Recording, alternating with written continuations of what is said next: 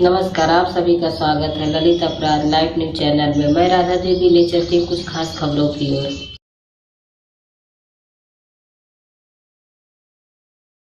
क्या नाम है आपका? एसके मिश्रा।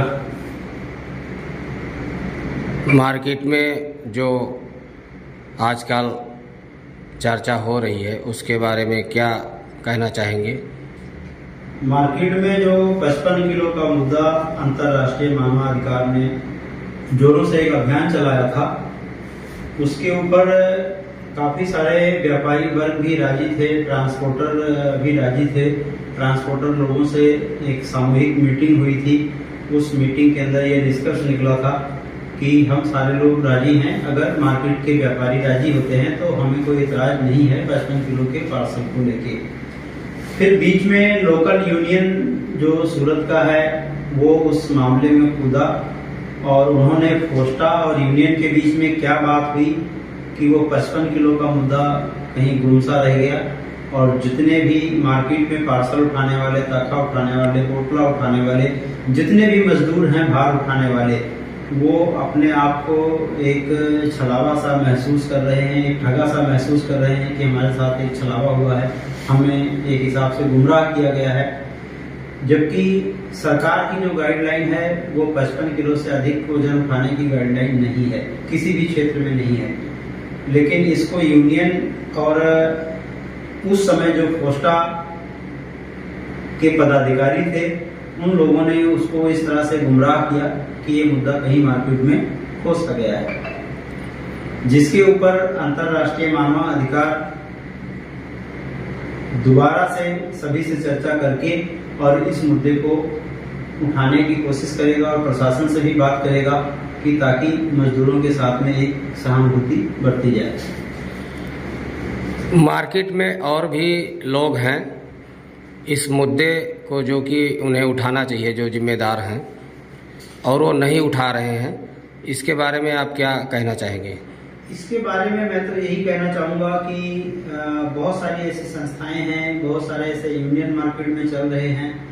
वो यूनियन वाले क्या कर रहे हैं, क्या नहीं कर रहे हैं, वो सिर्फ जगह जगह बैनर पोस्टर लगाते हैं और पोस्टर लगा के पता नहीं क्या आपस में मीटिंग करते हैं, क्या नहीं करते हैं। लेबरों की तरफ उनका कोई ध्यान ही नहीं है, जो कि उनका नैतिक कर्तव्य है। यूनियन बना है तो यूनियन लेबर के लिए ही बनती है, बट वो लेबरों के लिए उनको कोई मतलब नहीं है। लेबर से, लेबर जिए मरे जिंदा रहे, उसको क्या भाव मिल रहा है, क्या मजदूरी मिल रही है, कितने घंटे वो काम कर रहा है, कितना घंटा उसको करना चाहिए, इसके बारे में यूनियन आराम से क्या कर रहा है, क्या नहीं कर रहा है। लेबर त्रस्त है, यूनियन मस्त है।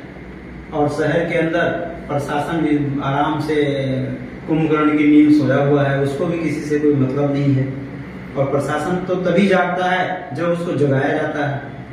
तो जब यूनियन ही मस्त है तो प्रशासन को कौन जगाएगा? प्रशासन को क्या पड़ी है कि जो प्रवासी मजदूर आए हैं उनके ऊपर हमें ध्यान देने की जरूरत है? उनका काम चल रहा है, उनसे कोई मतलब ही नहीं है। यूनियन ही होता है जो मजदूरों की बातों को प्रशासन तक पहुंचाता है। और जब यूनियन ही मजदूर के साथ छलावा करे तो फिर रक्षक ही भक्षक बन जाएगा, तो फिर कहाँ जाएगा मजदूर? कुछ लोगों का कहना था मार्केट में और भी मुद्दा है, उसके बारे में भी आप बताएं।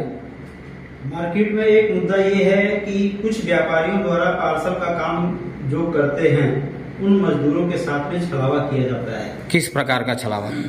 जैसे बहुत सारे पार्सल जो का काम करते हैं पार्सल का, वो बहुत सारे मजदूर मेरे से मिले हैं और उन्होंने दिखाया भी है। 120 रुपए का लेटर उनकी जेब में है या उनके घर में है या उनके पास है, बट उनको रेट जो दिया जाता है वो 40 रुपया, 50 रुपया, 60 रुपया, मैक्सिमम 70 रुपया रेट दिया जाता है। अलग अलग लोगों को अलग अलग तरह का, जैसा जिसका पटा लिया। अगर कोई उसमें से मजदूर ये कहता है कि नहीं 120 का आपने लिख के दिया था, मैं 120 का ही रेट लूंगा तब काम करूंगा, तो व्यापारियों द्वारा ये कहा जाता है कि अगर तुम 120 के लिए लोगे और उससे नीचे काम नहीं करोगे तो मैं काम से आपको हटा दूंगा। मेरे पास 50 रुपए, 60 रुपए, 70 रुपए वाले बहुत सारे करने वाले बैठे हैं, तो मैं 120 क्यों दूंगा आपको? तो दूसरे लोग जो करने के लिए बैठे हैं वो मजदूर ही होंगे ना? वो भी मजदूर ही हैं, वो भी मजदूर हैं। उस मजदूरों को एक सूत्र में बांधना एक पैटर्न पे लाके खड़ा करना ये काम है यूनियन का। लेकिन यूनियन ही मजदूरों को आपस में फूट डालती है और व्यापारी वर्ग से मिलकर मलाई खाती है। मतलब आपका कहना है कि व्यापारियों के साथ मिलकर यूनियन मजे कर रही है और मजदूर त्रस्त हैं। और मजदूर इतने पढ़े लिखे नहीं होते हैं कि ऐसी गुप्त चुप मीटिंग को या ऐसे प्यार भरी बातों को वो समझ सके। वो अगर इतने पढ़े लिखे होते तो पार्षद का काम क्यों करते, कोई और काम ना कर लेते, कहीं बाबू ना बन जाते हो। तो ये बहुत सारी ऐसी घटनाएं हैं जिसपे यूनियन को काम करना चाहिए। यूनियन काम नहीं करता है, जो एक चिंता का विषय है। आने वाले टाइम में अगर यूनियन अपने कार्य प्रणाली पे खरा नहीं उतरा तो अंतरराष्ट्रीय मानवाधिकार सुरक्षा संगठन गुजरात की शाखा यूनियन से भी जवाब सवाल करेगा। हमें मजदूर के हित की चिंता है और हम उस मजदूरों के हितों के लिए अंतिम सांस तक लड़ेंगे। मार्केट में कुछ लोग ये चर्चा कर रहे थे कि पार्किंग के विषय में कुछ रहा बात। जो पार्किंग का सवाल है, पार्किंग के सवाल में बहुत सारी ऐसी मार्केटें हैं जो अपने पार्किंग नहीं लेती है मोटरसाइकिल या गाड़ी का। कुछ मार्केट ऐसी हैं जो पार्किंग का लेते हैं और नाजायज लेते हैं।